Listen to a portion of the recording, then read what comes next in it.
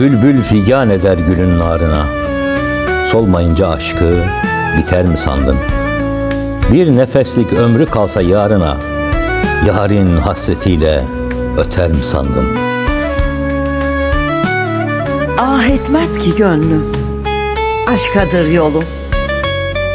Harında yanmadan gider mi sandın? Aşksız çöllerinde solsa da gülüm, dikeni yar sana batar mı sandın? Düşmüşse gönlüne sevda ateşi, günü gece olur doğmaz güneşi.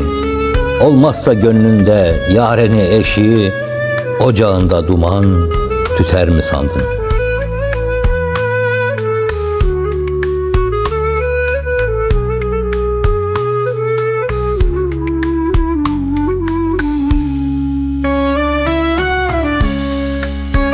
Zara düşme bülbül, vuslat yakındır. Gül seni bulup da gülmek hakkındır. Ezeli, ebedi, sevdam yetkindir.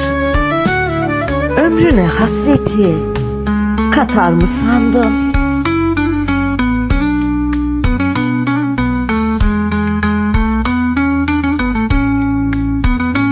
Mollaoğlu der ki bülbül sesi var, Vuslahat diyarında gül bahçesi var.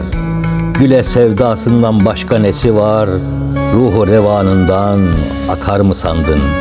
Ruhu revanından atar mı sandın?